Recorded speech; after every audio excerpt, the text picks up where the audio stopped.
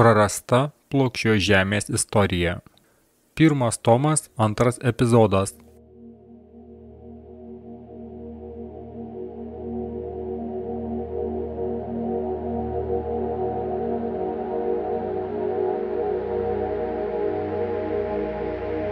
Mūsų kelionė prasidės nenuspėjamoje vietoje, XIX amžiaus Sankt Peterburge, prie Izaoko katedros įėjimo.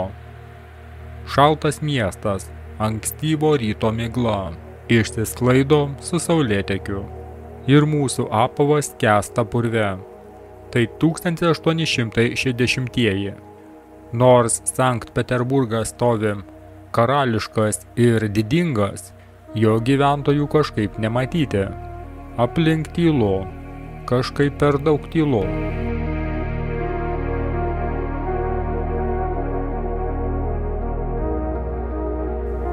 Sankt Peterburge 1860-aisiais, kaip mums buvo pasakojama, gyveno apie 500 000 žmonių. Ir visgi nuotraukose nėra nei vieno, kur visi dingo.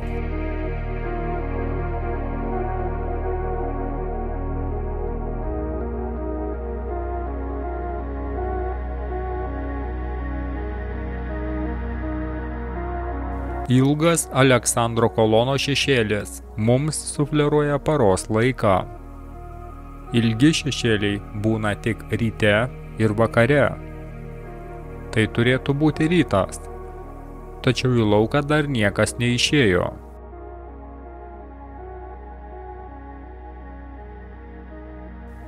Persikėlus 400 mylių į Maskvą, matome lygiai tą patį. Tuščios, ramios gatvės.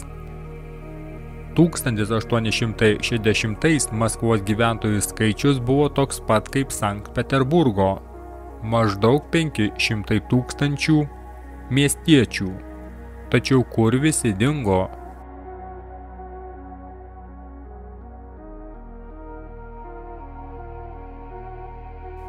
O kaip tuo pačiu metu likęs pasaulis? Edinburgas, Škotija, 1840-ieji.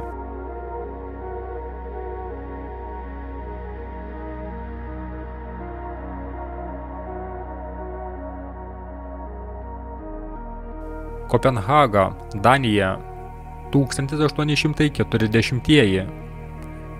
Dresdenas, Vokietija, 1860-ieji.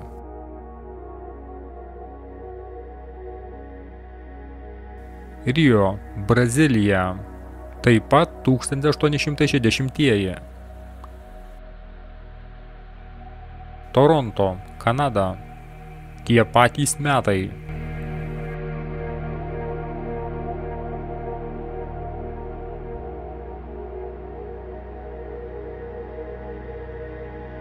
Atėnai, Graikija, tie patys metai.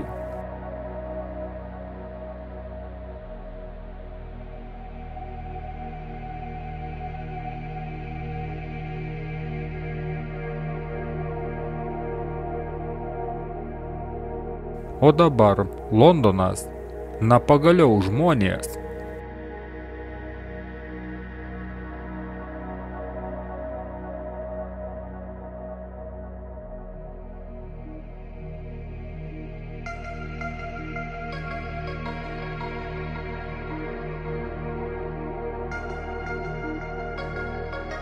O kaip Paryžius?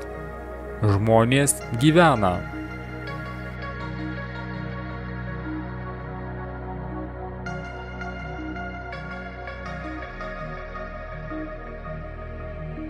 Pirmoji nuotrauka, kaip mums buvo pasakyta, buvo padaryta 1822-aisiais.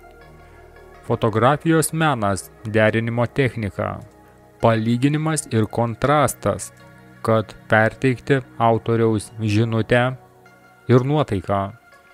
Senose nuotraukose mes nematome to paties, tos minties, kurią nori perduoti šiuolaikiniai fotografai. Mes greičiau randame natūralius kontrastus, tokius svarbius ir reikalingus naršant mūsų apgaulingoje istorijoje. Kontrastas tai fenomenas, sukurtas natūraliai ar dirbtinai, kai prasmė gimsta ir perduodama lyginant du priešingus elementus. Žiūrint į 1860-ųjų Rusiją, iš karto matosi kontrastas tarp gyventojų nebuvimo ir šių miestų apimties. Ne XIX amžiuje tiek Maskva, tiek Sankt Peterburgas buvo didžiuliai. Infrastruktūra šiuose nuotraukose pilnai sutalpintų milijonus gyventojų. Kodėl šiem miestam nematyti nei galo, nei krašto, jei kiekviename gyveno tik po 500 tūkstančių? Be to, oficialioje versijoje sakoma, kad gyventojų skaičiaus augimas pastovus nuo 1764. Daugelis pastatų, kuriuos čia matome, buvo pastatyti gerokai prieš tai. O gal rusai tiesiog planavo toli į ateitį? Tačiau, kai šiuose nuotraukose atsiranda gyventojai, atsiranda naujas kontrastas. Ir jis stulbina. Kontrastas tarp žmonių ir pačios aplinkos. Galbūt reikalas populiacijos sumažėjime arba chromatinio griežtumo juodai baltuose vaizduose. Bet jie mums parodo kai ką tokio, prie ko mes gyvenome visą savo gyvenimą ir niekada neskyrėme tam savo dėmesio, o būtent architektūros milžiniškumą ir neįmanomumą.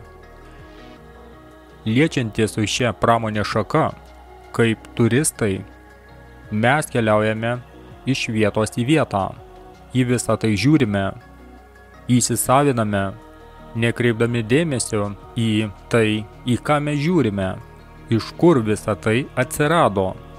Ir stovėdami priešais pastatą tokį kaip Triumfo arka Paryžiuje, mes net galime sušukti, oho, kaip jie tai sukūrė. Bet šis momentas persipinęs su visos scenos šurmuliu galbūt mums trukdo realiai užduoti šį klausimą. Nuoširdžiai.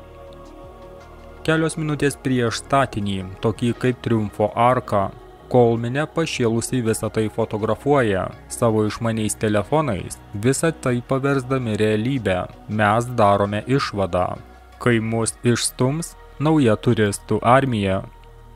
Kaipgi jie tai sukūrė, jei aš čia ir tai matau. Per mūsų indoktrinaciją mokykloje mums retai rodo senų didelių miestų nuotraukas, kurie išsimėtę po visą mūsų plokščią pasaulį. Ir galbūt tai ne šiaip sau, kadangi mąstymas prie tokių nuotraukų ir vizualiniai rodymai Viktorijos laikų žmonių primityvumo, kurie atrodo kaip žiogai, didingos, grandiozinės architektūros šešėlyje, mums gali pradėti kelti abejonės. Ir tiesa, na kaipgi jie tai pastatė. Triumfo arka pastatyta iš 36 690 kubų kalkakmenio ir sveria 95 407 tonas arba 95 milijonai kilogramų.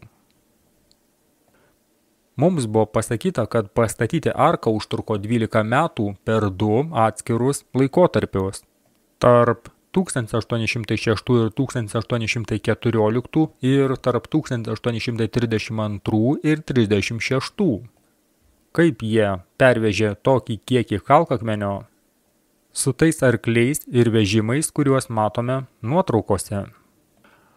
Atidžiau pažvelgia į 4 skulptūrų grupės, kurios puošia iš abiejų pusių. Pažiūrėkite į vaizdų sudėtingumą. Taip pat į arkas įrėminančius ornamentų raštus.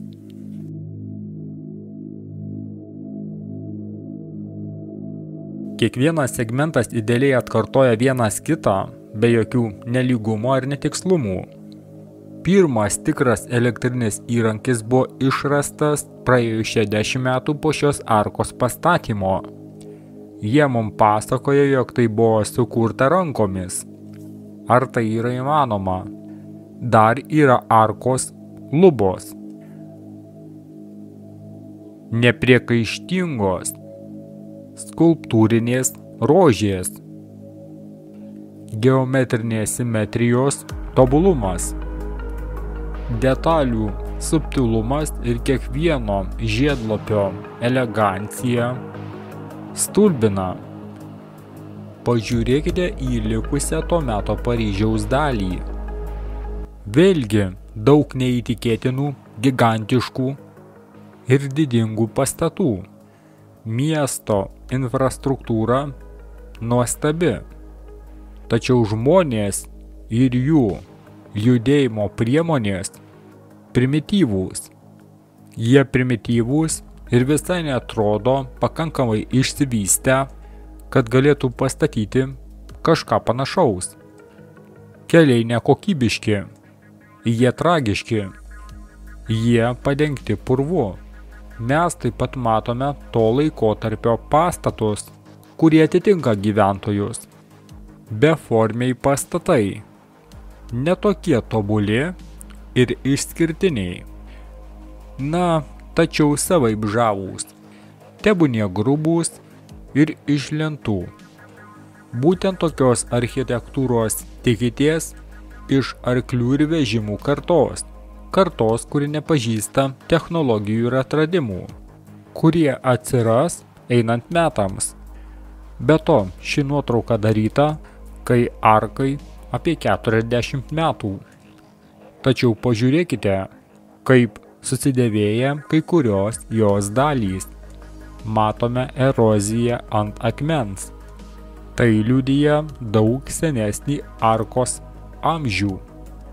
Ir arčiau XIX amžiaus pabaigos matome, kad Maskvos gyventojai nusprendė pagaliau išeiti iš savo namų ir pasirodyti gatvėse.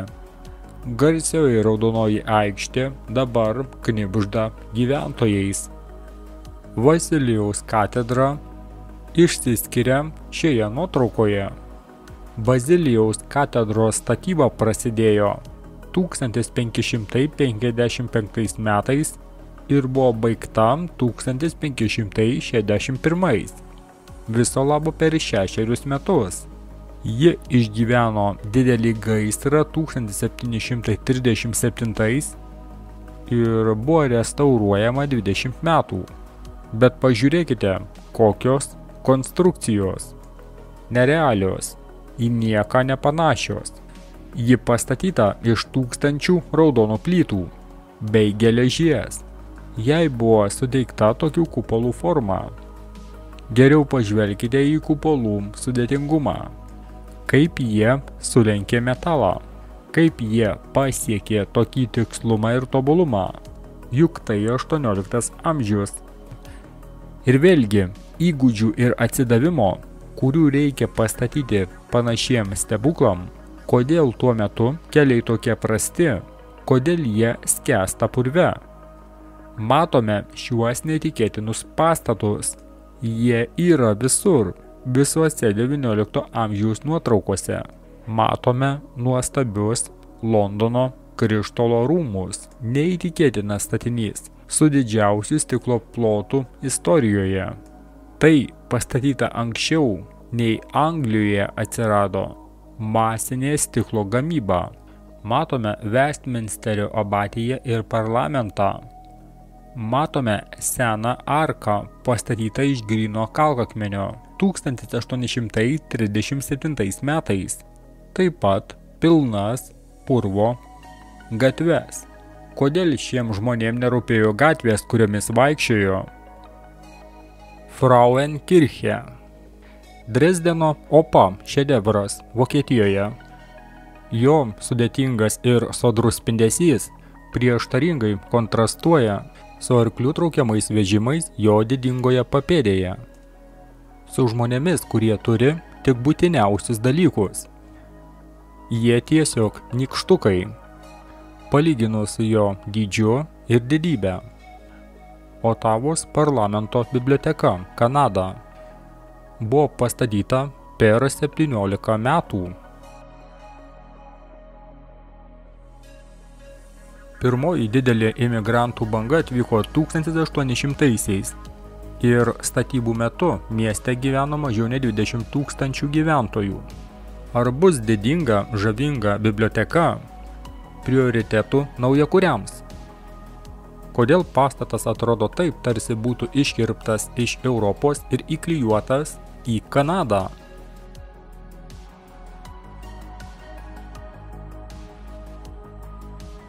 Dar 20-ojo amžiaus pradžioje, 40 metų iki to, kai Bosch sukūrė pirmąjį elektrinį įrankį, buvo pastatyta sena Pensilvanijos stotis Niujorke. Pažvelkite į šiuos matmenis. Neįtikėtinos proporcijos. Iš nuotraukos matosi, kad kiekvienas aštuonkampio raštas arkinio kupolo lubose didesnis už žmogaus figūrą.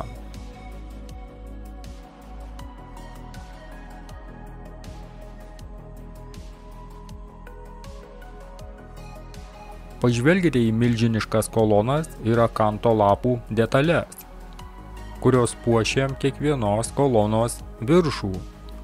Jie pasakoja, jog šią stotį pastatė per 6 metus. Per net 6 metus. Žinoma, kurgi ne. Kodėl žmonės tokie lengvatikiai? Net naudojant šiuolaikinės technologijas, masinius statybinius blokus ir turėdami didžiulius kranus, šiandien bus sudėtinga tai atkurti.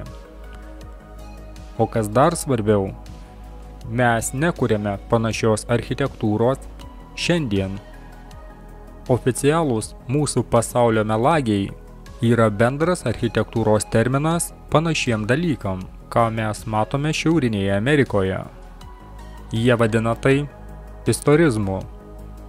Tai terminas architektūrai apibūdinti, istoriniai architektūrai, arba, kitaip tariant, kopijuojantį kito laikotarpio stilių.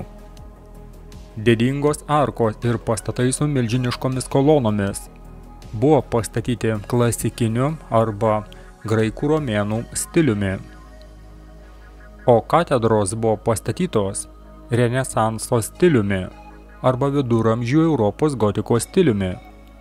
Komponentai šiuose architektūriniuose stiliuose aukštos smailės, arkiniai langai, bokštai ir bokšteliai, kupolai, arkinės galerijos, skulptūra, milžinų durys, apvalūs geometriniai langai, kolonos, laikrodžių ciferblatai bei varpinės. Šios neįmanomos architektūros pėdsakai šiandien galime rasti praktiškai visur, kiekviename mieste, bet kuriame pasaulio kampelyje.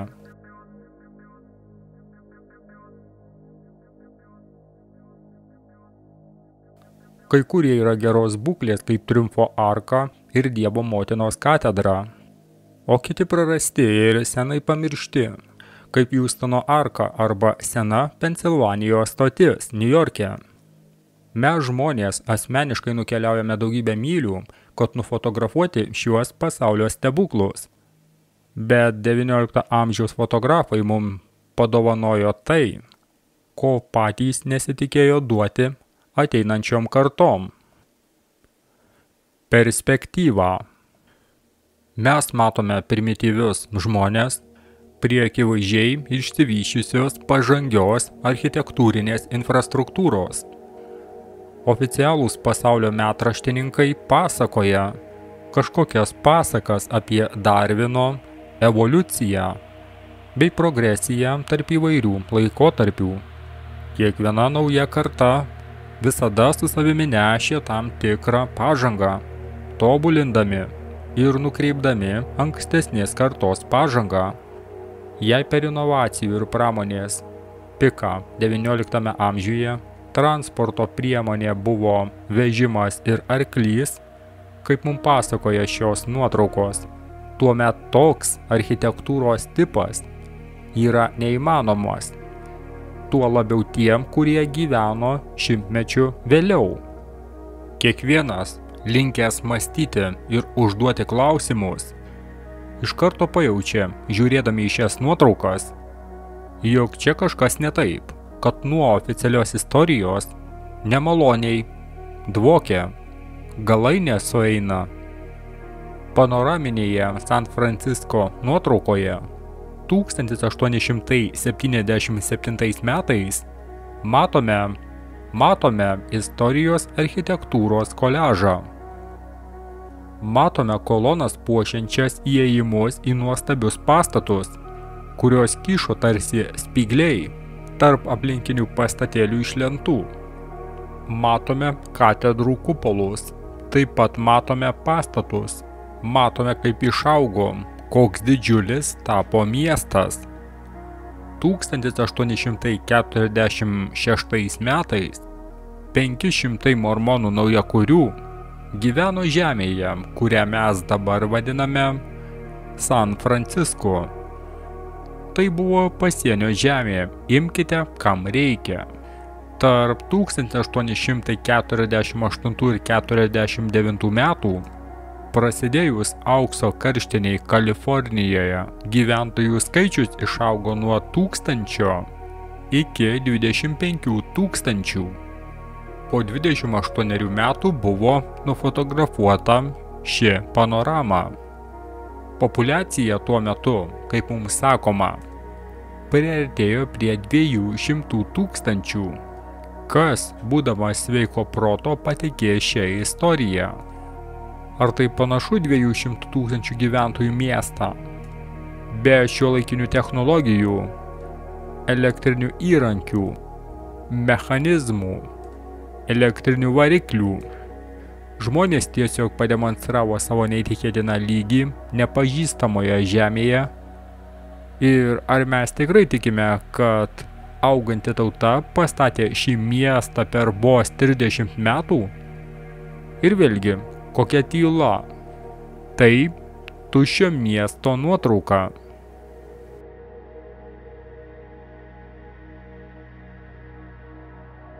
Kur pasidėjo visi žmonės? Stulpai mums sako, jog tai nėra rytas. Šešėliai sutrumpėja ir panašu, jog tai vidurdienis. Tokių apimčių miestas vidurdienį. Jame turėtų knibždėti gyventojai. Tačiau nėra nei vieno gyventojo. Šioje nuotraukoje nėra žmonių. Vienintelė gyvybė joje tai arklys, bet savininko niekur nesimato. Mažai tikėtina, jog visiems žmonėms įsakė likti namuose, vien dėl šios miesto kraštovaizdžio nuotraukos. Ir ši tyli scena tampa daug baisesnė, jei susimastyti, jog šis objektyvas parodė esmę. Kažkas stovėjo ten, stebėjimo taške ir darė šią nuotrauką. Tačiau kas? Ir kam? Ir kokia tikimybė, kad XIX amžiuje per tuos pačius dešimtmečius matome Rusijos miestus, kuriuose nėra žmonių, taip pat Europoje ir Šiaurinėje Amerikoje, kurie nufotografuoti tokiu pačiu būdu. O vėliau, viso labo po keletos metų, tose pačiose vietose matome daugybę žmonių, žmonės, kurie akivaizdu negali sukurti tokios architektūros, juos matome šiuose miestuose. Ir ką daryti su šiomis nuotraukomis? Jei priimame oficialią informaciją, tuomet sustojame ties šiomis keistomis anomalijomis ir grįžtame prie mums įprasto gyvenimo. Bet toks mums pateiktas paaiškinimas nėra tiesa. Tuomet mes neturime priimti jokio paaiškinimo. Nesvarbu, kiek jis oficialiu ir priimtų bebūtų. Jei jis neturi prasmės, žmonės, kuriuos matome šiuose nuotraukose, jų protėviai, negalėjo pastatyti tokios architektūros. Tai neįmanoma. Taigi, šok, mums reikia išstudijuoti šiuos miestus. pažvelgti įdėmiau. Ten turi būti nuorodų, kurios padėtų mums suprasti, kodėlgi šie miestai tušti. Pala, ką pasakei? Nori pirmiau nusiplauti nuo batų molį? Nesijaudink, negaišk laiko. Taigi, pirmin, važiuokime. Būtent tas molis duos mums porą raktų. Kas galėjo nutikti tais laikais?